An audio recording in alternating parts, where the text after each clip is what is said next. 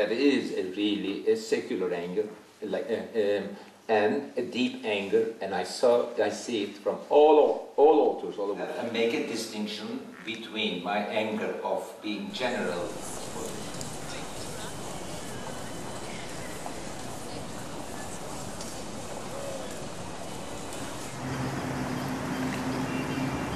Mr. Pamuk, welcome on Euronews.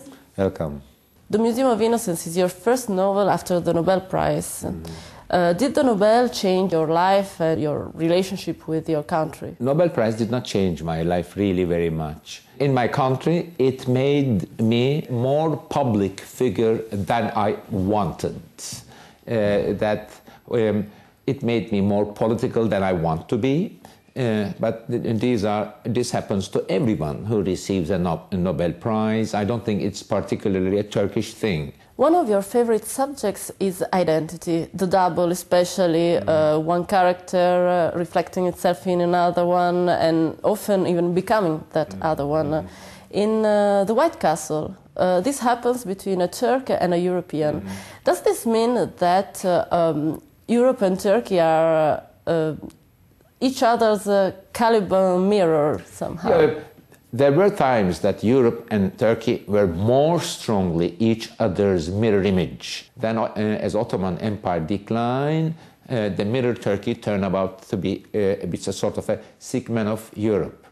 But the subject of identity, all of my novels are about identity perhaps. But when I begin writing them, say The White Castle, even the earlier novels, the identity was not a fashionable word among the academics, among the journalists. But on the other hand, since Turkey has always been troubled with the identity questions such as, are we Oriental, are we Occidental, what are our roots?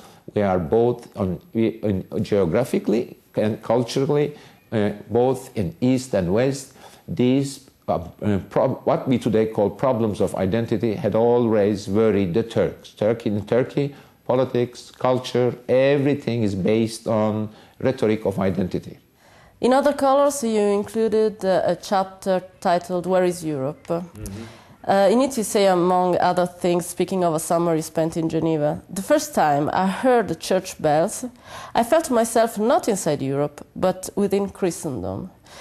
So is Europe a Christian club? If Europe is a Christian club based on nationalism and Christianity, then Turkey has no place in Europe.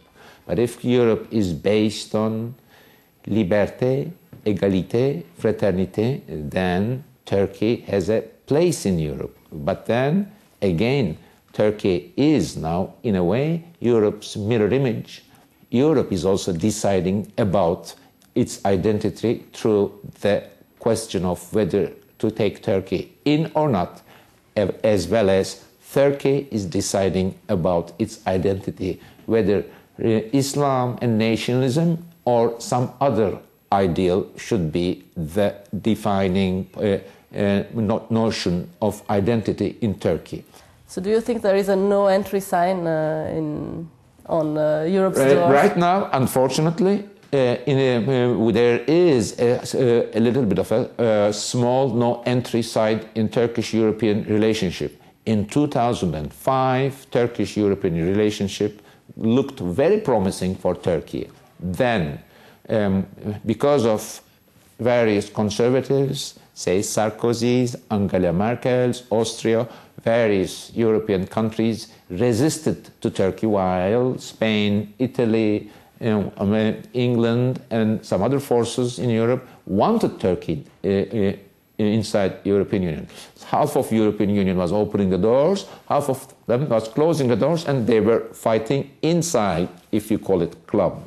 Outside, Turks were also fighting. Some Turks, Democrats, liberals, some business circles, minorities, Kurds of Turkey, and Turkish people. Most of Turkish people wanted to join European Union, while some forces also, unfortunately, some small part of the Turkish army, some mafia groups who were very good in killing people, some newspapers and media groups, and various ultra-nationalists, whether fanatics and ultra-nationalists, were resisting and plotting and doing things to block Turkey's entry to Europe. What happened now is, what I see is that right now, since Europe and both parts are very busy about their identities, then there is a little bit of an intermission, stop. The enthusiasm is faded away now.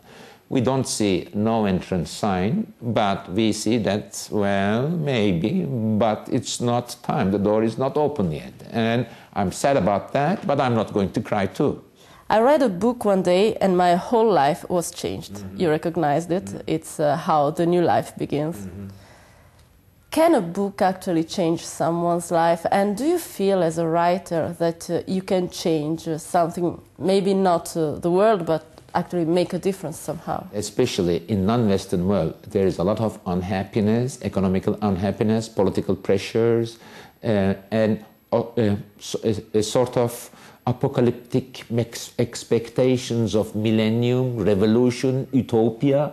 Then people read books like that with a great enthusiasm that the book gives you the key of the world and you change the world. And of course you want to be entertained, but you expect your radical expectations from the world is so deep that you want the book to tell you almost, whisper to you almost things with religious intensity.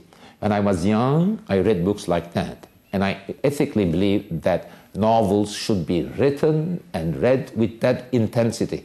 Whether I can achieve it or not, that's another problem. My name is Red, the Black Book, the White Castle, other colors.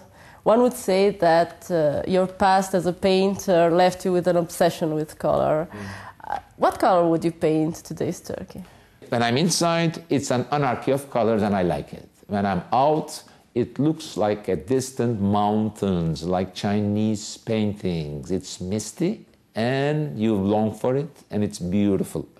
In it, it's so strong that makes you troubled, you love it, but you're also troubled inside. So it's many colors. From outside, it's a beautiful color and you remember with nostalgia. When you're in it, the colors and its richness makes you tired. But in every circumstances, I can write about it.